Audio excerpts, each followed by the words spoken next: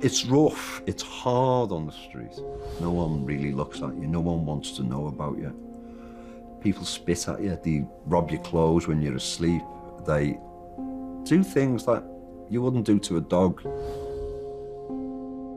People can be really judgmental.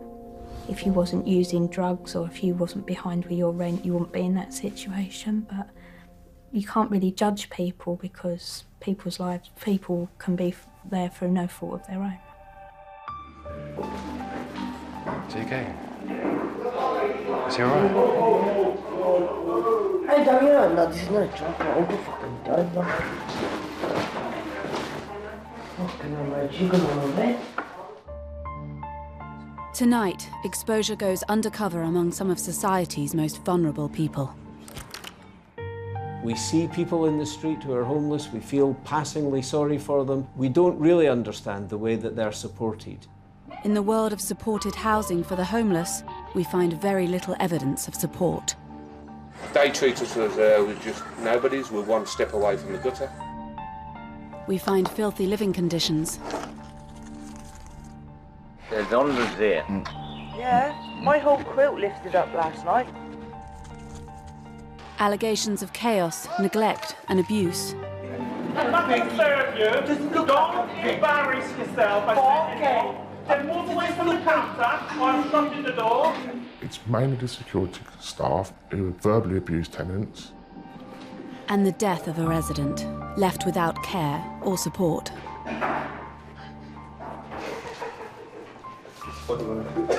That is his last day. I asked him like shit.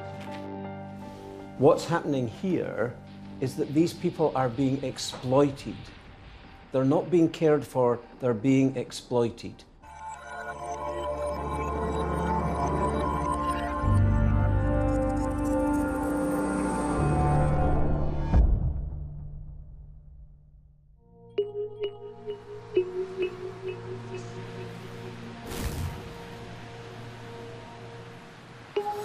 A March morning in Birmingham.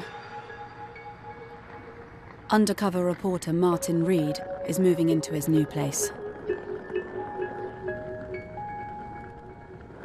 A room in a homeless hostel run by a charity called Expectations UK. Mate, you're a new guy, mate. Yeah. Hi. How you doing? Sorry. You Mhenryread? Yeah. Yeah.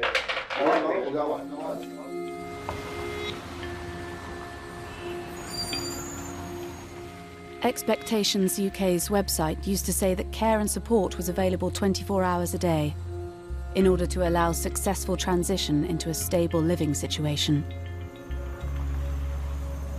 The website's been down since we contacted them about this programme. They say it's being reworked to avoid confusion.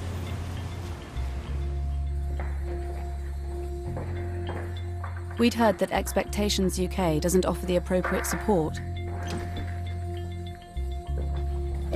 So we're sending in reporter Martin, who has himself been homeless, to find out. This type of accommodation is often privately run but paid straight out of residents' housing benefit, about £200 a week, a rate set by the local authority. Homeless people not entitled to housing benefit have to pay for themselves. Then they're charged another £30 a week for food and utilities.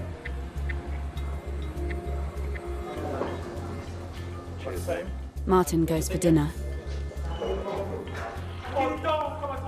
There's a row going on. One of the charity staff won't give a resident his food. I'm not going to serve you. Fucking do what you right? I'm not going to serve you. Don't embarrass yourself by saying then move away from the counter or I'm shutting the door. Right, I won't serve anybody. Walk away. Thank you. I just went for dinner, it was horrible. I didn't feel hungry at all. But you know, people getting fed cheap food, cheap processed meat. The guy who served me is the same guy that was at the reception earlier, so they are obviously short-staffed. And he had to double up in the kitchen today.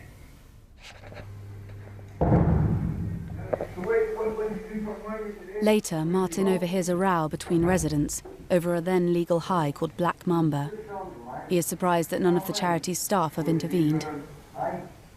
You just heard all that argument going on. It's been going on all day, on and off.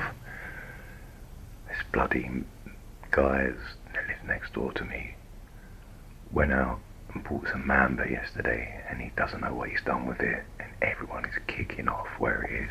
There's been no staff response. No one's come to check. Like, everyone in the building knows about this situation, so surely it's got to staff.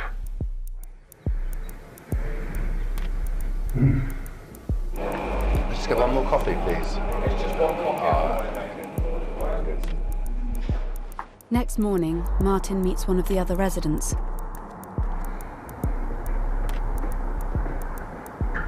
This is Adrian. No fucking life, this is. No, fucking shit, innit?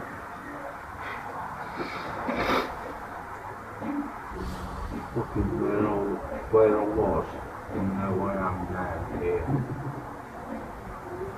It's fucking unbelievable. Adrian tells Martin he is a former police officer. Yeah, I used to get hired out, that's why I'm covering fucking tattered. Hired out? Hired out. I used to do special ops. Ah, like undercover stuff? Yeah. Wow. What's your name again? Ada. Adrian, okay. Everybody calls me Ada. I've got a lot on my fucking plate at the moment. I mean, are they not able here to help you, like, with emotional support? All they're worried about is that.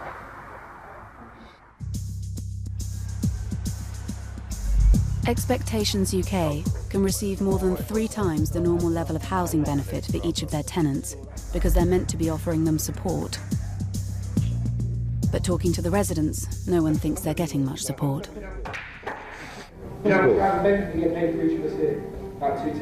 A week? They didn't tell me, they just set it up. Do you know why? Because they say that they offer support with this money, don't they? And I would use the phone. That's it. But there's like a benefit cap of rent in there. Not in a place like this. No, this is temporary accommodation. This ain't like hostel. This is just temporary. This is meant to be like a temporary. Just while you get temporary accommodation with support. But where's this? I see. There is no support. Oh, okay, yeah. 6 weeks. Ah, okay, not 3 months like most other people then. There's people who've been here 3 months. Some people have been here 3 years. One of the problems with supported housing is that there's no official definition of support beyond that the providers have to do more than is minimal. And because there is no regular inspection regime either, no one is checking up on whether the support that's being paid for is being delivered. Expectations UK has 379 beds in 18 homes.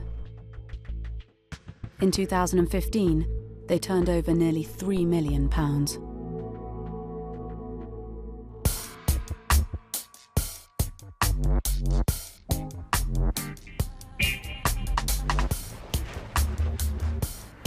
Martin finds Ada, the ex-policeman, talking to a friend.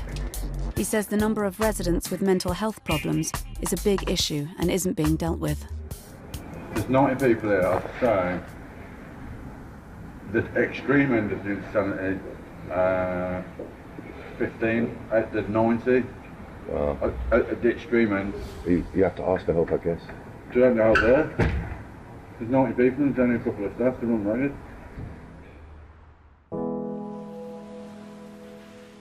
A member of Expectations UK staff called us after he heard about our investigation to confirm the lack of support on offer. He has since left the organisation. He says there's a culture of bullying amongst the residents that goes unchecked by staff. A lot of tenants are being put at harm, and basically no money is being spent on them and they're being neglected. I want people to know that people who are homeless need to be treated better. I'm seeing day-to-day incidents of neglect and abuse. This CCTV footage, filmed in May this year, shows a resident attacking a member of staff, who our source says makes a dangerous situation worse because he isn't trained to calm the man down. Other residents have to pile in, putting themselves at risk. Expectations UK told us the member of staff trying to calm the aggressive resident down is highly qualified in dealing with volatile situations. Police attended, but no one was arrested or injured. It's quite quiet, isn't it? Later that night, Martin bumps into Ada's friend again. He's got more to say about the lack of support on offer. They're meant to have support workers, but a couple of staff have moved on and changed roles. Now there's deemed a support worker, and there's I can't think of his name, is a support worker. But not just her, in the office, it's like poke your fingers through so everyone can hear everything you're saying. That doesn't fucking help when you're trying to talk about issues. That's horrible. Expectations UK says it provides every resident with support, but not all tenants respond to offers of help. So Martin goes to the office to find out what support he'll be given. Mhenryread. But he's immediately interrupted. Another resident barges in to complain about the top-up fee. Is there any possibility, once you've dealt with him, we both look at a breakdown of the rent?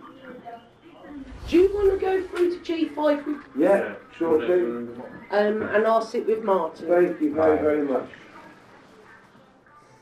Temporarily alone, Martin's support session begins. I was just wondering, do you have any help or support for mental health illnesses? Is there anything I can access? Right. Have you got a GP? I'm just at the William booth. Is that like a homeless? They've got mental health services there, you know. Ah, okay. They've got mental health nurses, and they have a lot to deal with the mental health teams as well. Okay, it's just so hard to access. I know, it's a bloody nightmare, isn't it, with mental health. A support worker then interrupts their discussion to photocopy something behind them. If you've got any problems, you come and see me. Whether it be with your service charge, whether it be anything, you come and see me, because I can't help you if I don't know about it. Okay? I like that, yeah. I'm not a mind reader. Okay. You know, I'm clever, but I ain't that bloody clever. When we asked Expectations UK about Martin's support session, they told us that the member of staff who entered the room and disrupted the meeting should not have done so. They now put notices on the door during support sessions. When we asked about their provision for mental health, they said, our staff have no powers in dealing with mental health issues of a serious nature. We do our best, but accept it isn't enough due to lack of funding elsewhere. When we asked them about the food, Expectations UK said, we admit that when Martin stayed at our hostel, the food was of a poor standard. And say they now have a new chef. The staff member who refused the resident food has been sacked. They say they had no control over the smoking of mamba, which was legal when Martin was in the hostel, and that they had received no report from security staff on duty at the time about the arguments that Martin overheard.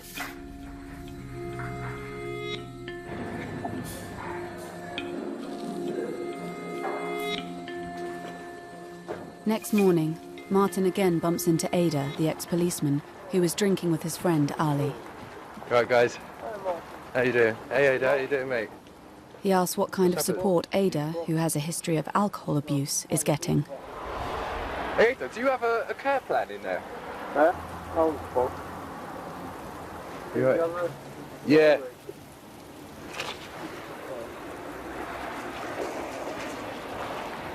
Want me to roll it for you? Yeah.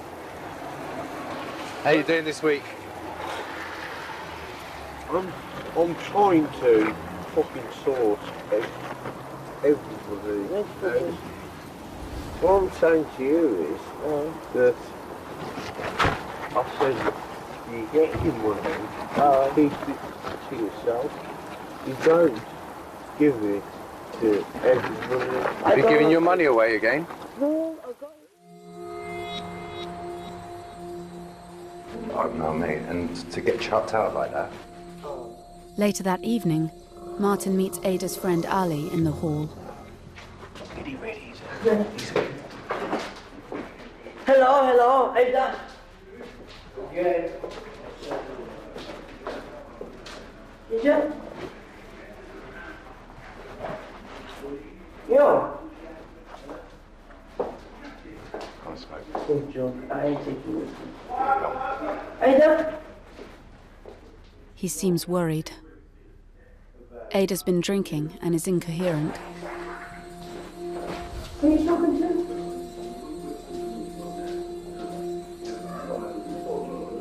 I'm talking to him. There's no one there.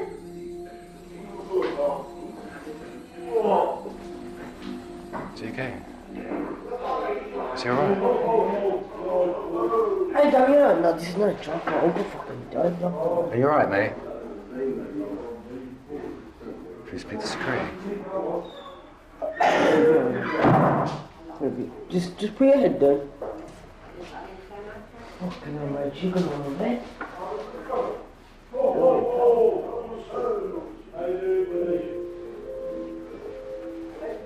Anyway, see you in a bit, Ada.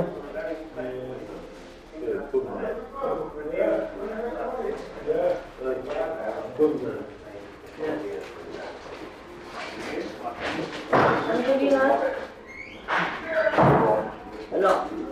Hey? Is he okay? Yeah, Is he drink or? yeah. Is that too much?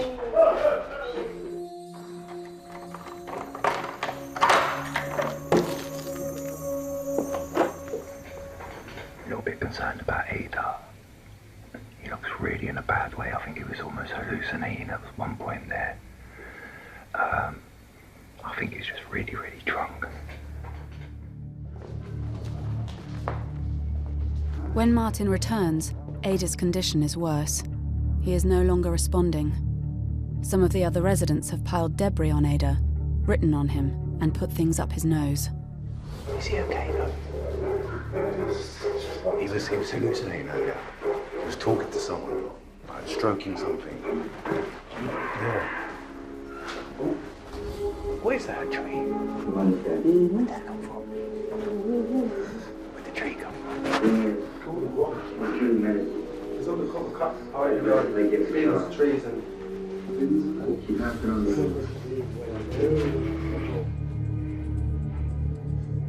Finally, the security staff turn up. Not to help Ada, but to join in the mockery.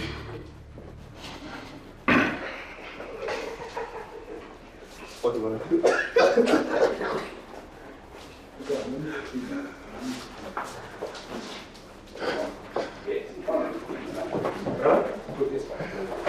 Oh, say, man, you can't end up being boring in a minute. Okay, do the pictures. I'll take it.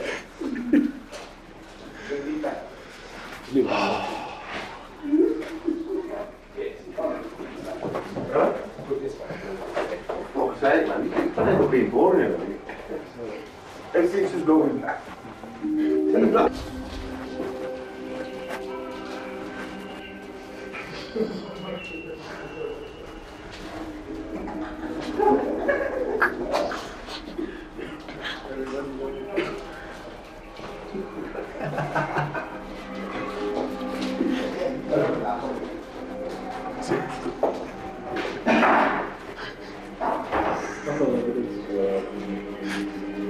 Thank you.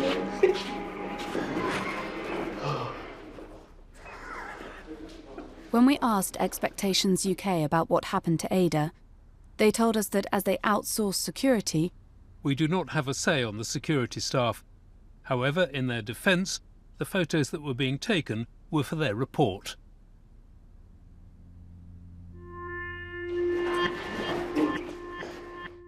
An hour later, Ada is still in the same state, and security have not summoned any support from the charity's staff, despite his history of alcohol abuse being well known to the organisation. Martin meets another resident. fucking dead stuff, isn't it? I just want to ask security if he's okay. Yeah, absolutely. Yeah. Can you please check on Ada in the TV room, please?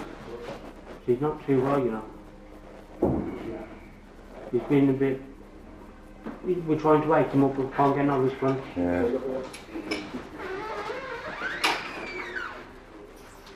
Been like that a while, hasn't he? Nah, he's been out for a while, man. Can't get no response. We can't get wake him up, man. Can't get no response.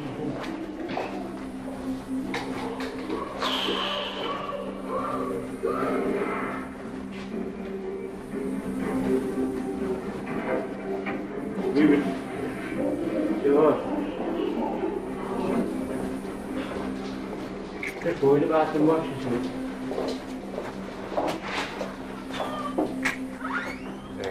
They head outside for a cigarette. The guys in there, they dressed him up. The guys in there, they put stuff up his nose, books on his head and that, just now. Cool. And then the security came, took a picture of it, and laughed and then said... What's wrong, bro? And then said, we need to say something tomorrow. Really? We need to say something tomorrow. Martin, yeah? Mm. Yeah, Martin. Where is that? Because that is out of order. There's my anger and there's my heart, bro. Oh, thank you. You know what I mean? That's why I just came back out to see if he was okay. Yeah. He's a good geezer. I know he is. Yeah, come up in the TV room. Martin goes inside to the TV room again. His mother was killed in a lavatory and then... Ada is still in the same state. So once again, he alerts security. No. Is he? He's all right, isn't he? The security guard walks off, as Ada is left in an unconscious state. Later, Ada did get up and made it upstairs to another resident's room, but he received no medical help.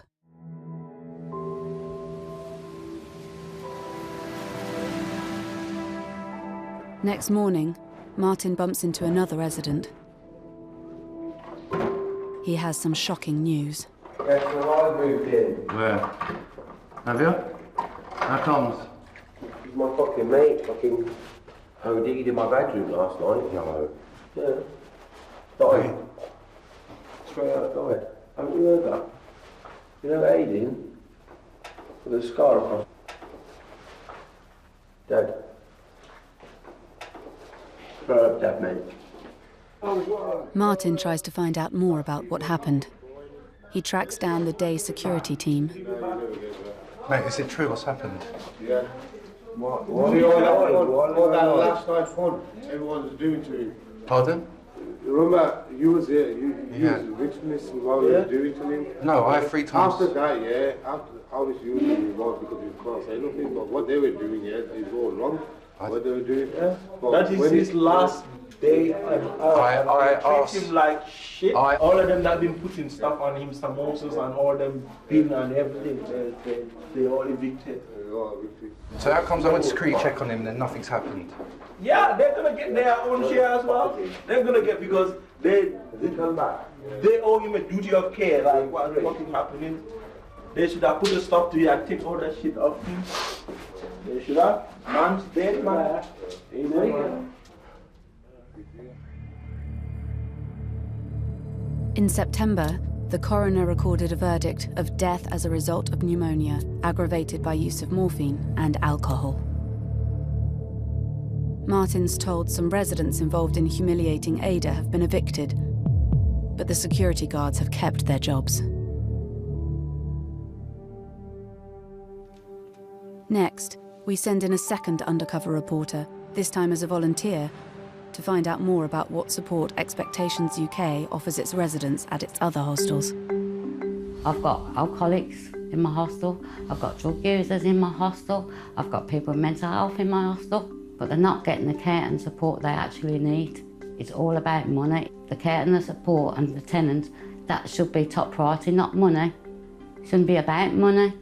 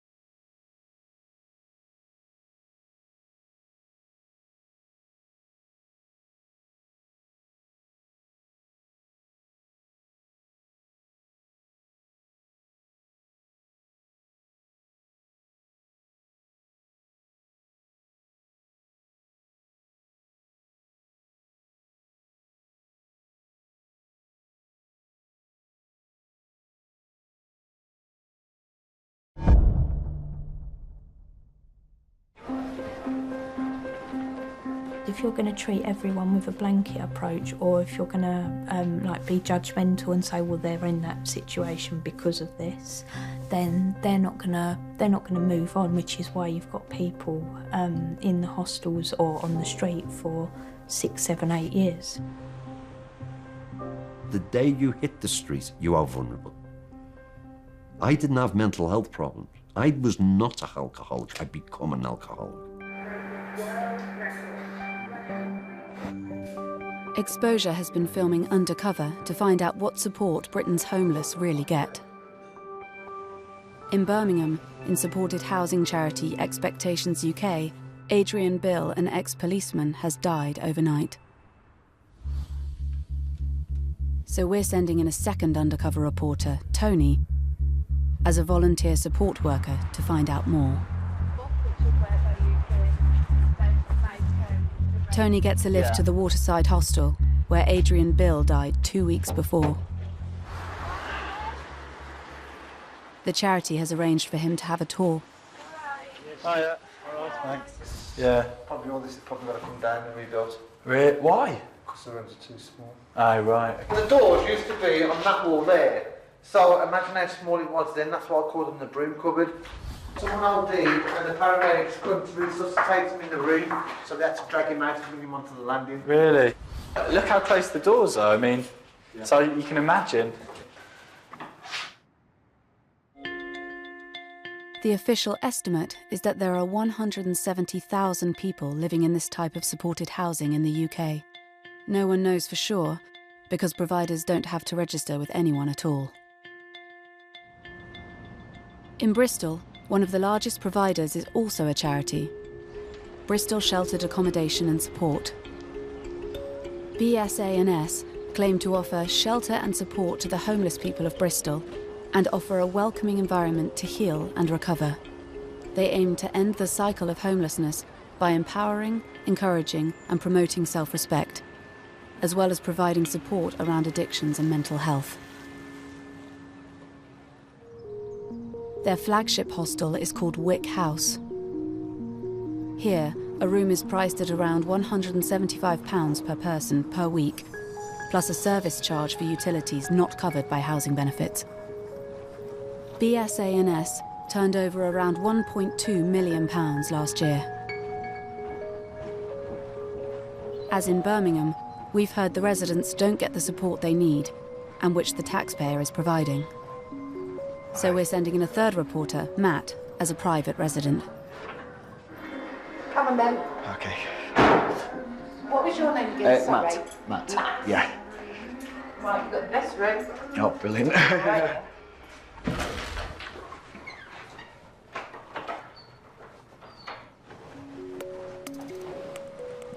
The best room turns out to have a hole in the wall and an infestation of bed bugs.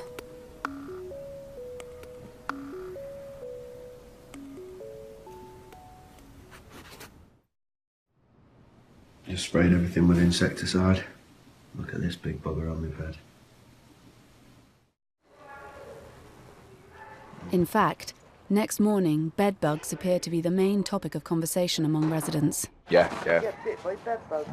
Did you? You want to complain in the office? Did you? You got bit? Yeah. Did you see any? Yeah. Oh. There's hundreds here. Yeah, my whole quilt lifted up last night. They did it, it took itself fucking... Took itself for a walk. Took itself to bite someone else. The whole lot of them. BSA&S told us they'd spent in excess of £45,000 trying to sort out the bedbug problem and now have 2 permanent housekeepers for room inspection and bugs. They say rooms are constantly trashed by residents with chaotic lifestyles, hence the need for constant refurbishment and enhanced rent. When we say the walls are thin, we do mean thin. Layer of plaster, layer of insulation, layer of plaster.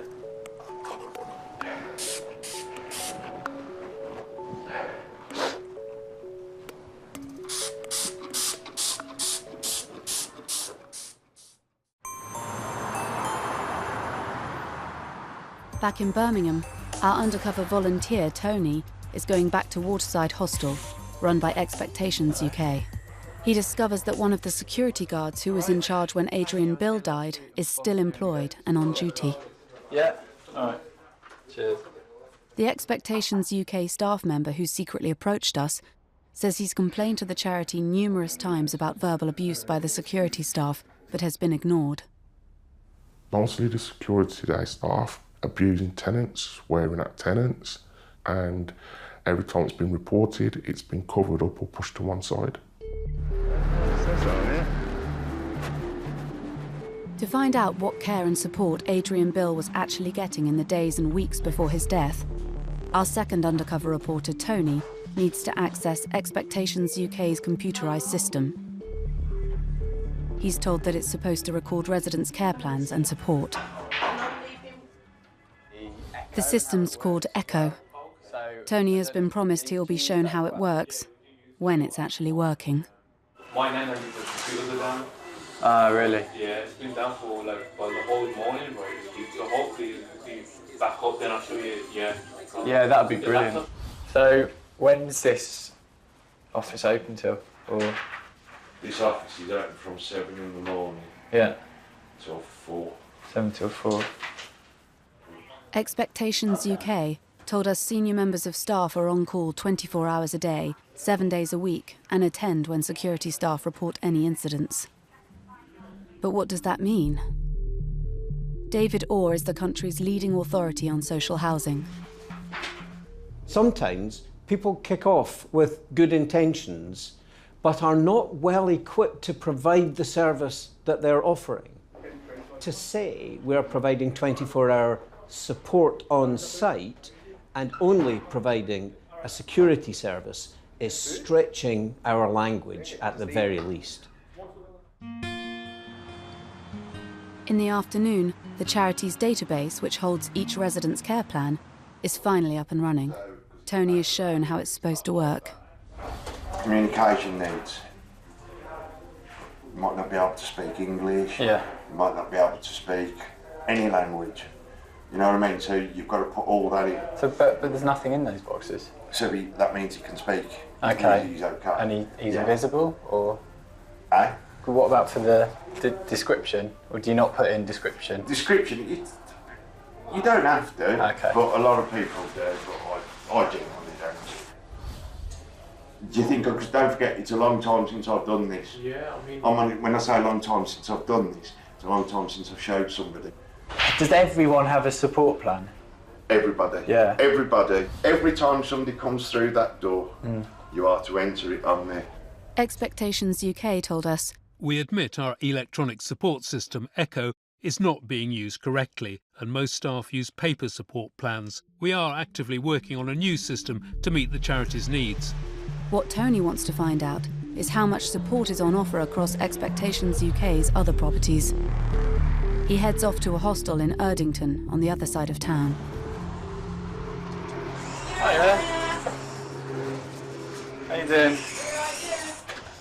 Are you expecting me? No. Oh, right. That's what happened to me yesterday as well.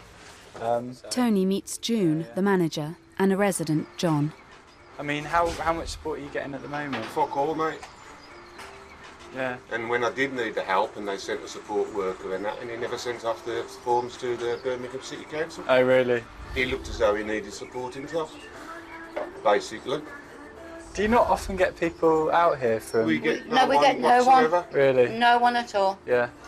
Because you're paying like 200 a week or something to be here, aren't you? We are paying through the fucking nose for window cleaners, for the upkeep for the grounds and everything. And they are getting that money from the government and from the council, and they are doing nothing.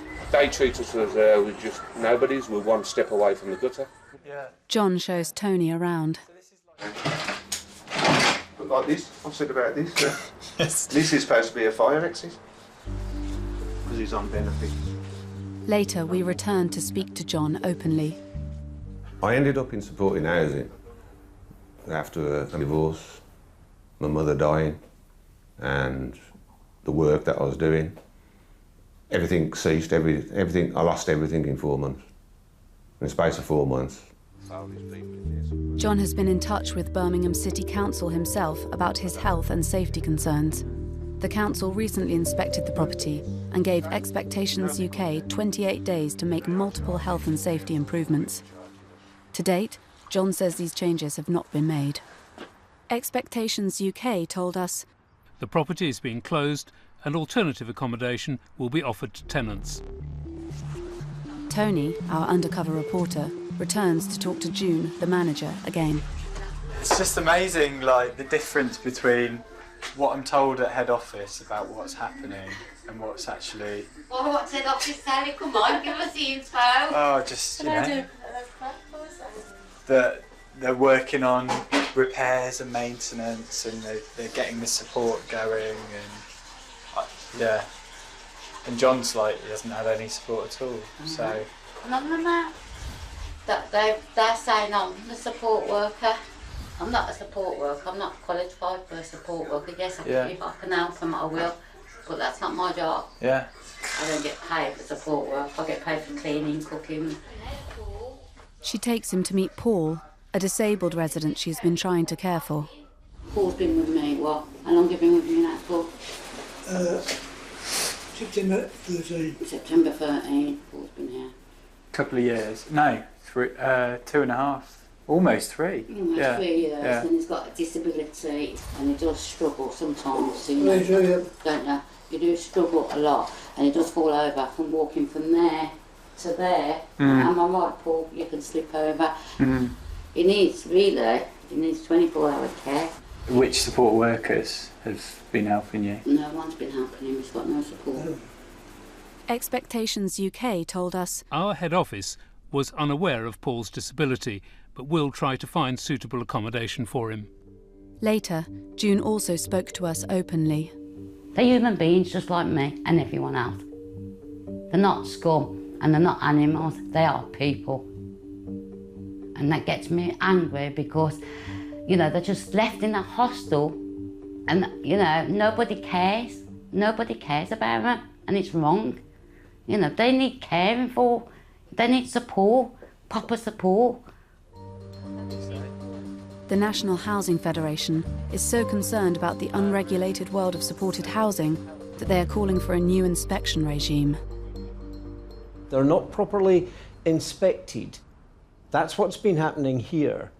And actually, we are so concerned about this that we have recently made a submission to the government that says to ensure this kind of thing does not happen, to be eligible for funding for supported housing, you should, as an organisation, be registered and subject to periodic regulation or inspection. To ensure that these people who are vulnerable and need our support are getting high quality support that we are all paying for.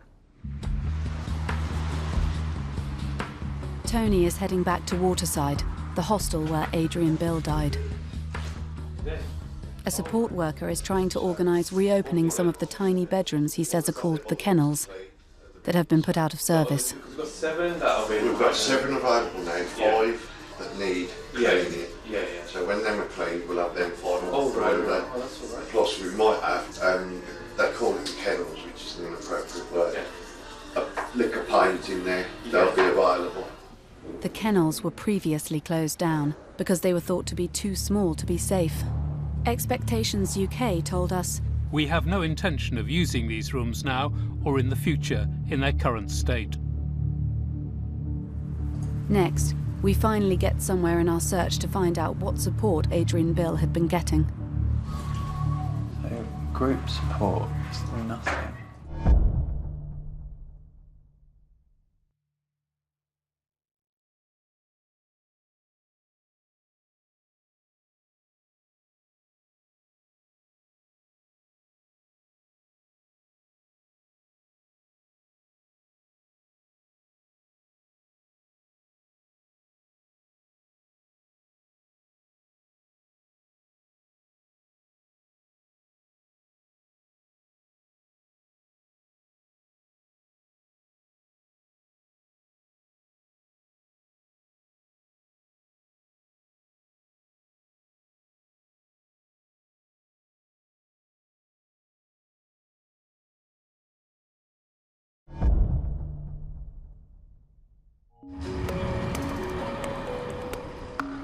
Exposure is investigating supported housing for the homeless in Birmingham and Bristol. In Bristol, reporter Matt has now been living at Wick House for 15 days. Yeah. Matt's been given a spray for the bed bugs, but they're still a problem. Bedbug bites on my left leg. And there's still so little sign of support staff that he's seen residents smoke drugs freely inside the building. Says more that roll up when you smoking. It is. Nah, roll up. It's not it. He asks another resident about the assistance on offer to get out of Wick House and back into the community. So they're not giving any like help to move on then? They won't fucking do that, yeah, mate. Listen, this place got the nickname, the Bank of Wick House. Fucking hell. BSANS told us that support is not just about moving people on to other accommodation. They told us that drugs are not smoked freely in the building. We have smoke detectors in every room. Anyone caught using illegal substances is asked to leave.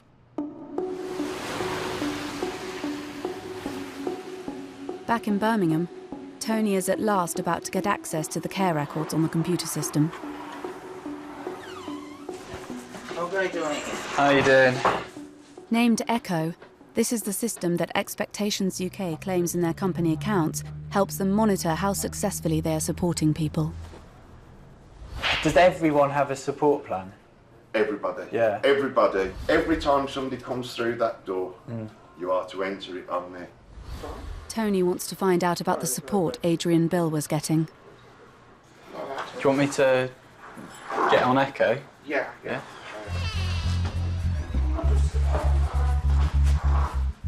No one's checked Tony's background, but he's quickly given access to every resident's private information. First, he checks whether there is any group support on offer in any Expectations UK hostel. So, group support is nothing at any venue. It's just nothing. He checks for any evidence of support plans in general. Nothing. Nothing at all. He has been asked to enter the details of several new residents. One has been living at one of the charity's supported housing units for 6 weeks. According to this system, so far he has had no support. So that's 6 weeks, no help.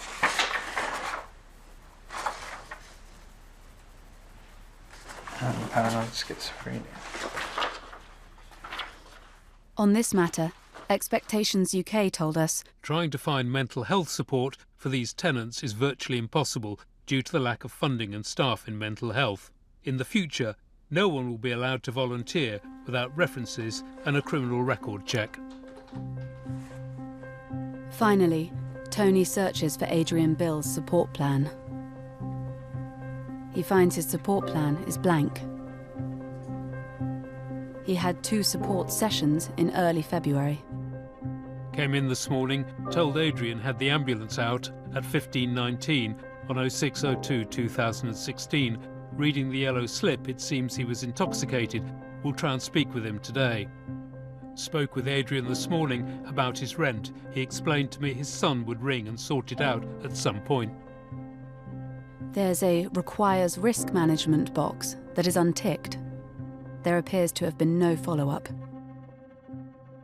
Adrian Bill died the following month. He was a very capable policeman and he was a very kind person. He was commended for his good police work. On one occasion, he was in Birmingham city centre and there was a man in possession of a firearm which he had been firing towards members of the public. Ada confronted this man and took the firearm from him and arrested him. And as a result of that, he received a Chief Constable's commendation. If you went to Ada and you hadn't got any money in your pocket, and you said, Ada, can you lend me some money? If all he had in his pocket was £5, he would have given it to you.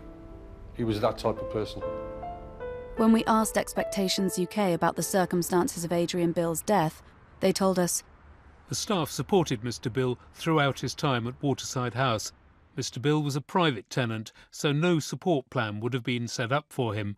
Mr Bill had many issues which the staff were aware of and tried to help him with.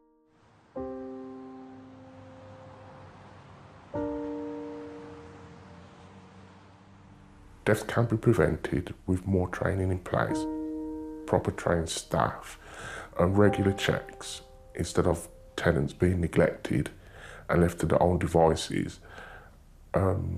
It's just a case of more trained staff in place who actually know what they're doing to look after tenants.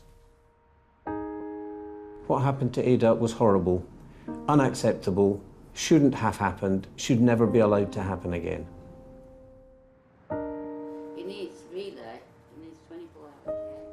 Jane Mordew is the chair of the NHS and social care consumer watchdog, Health Watch.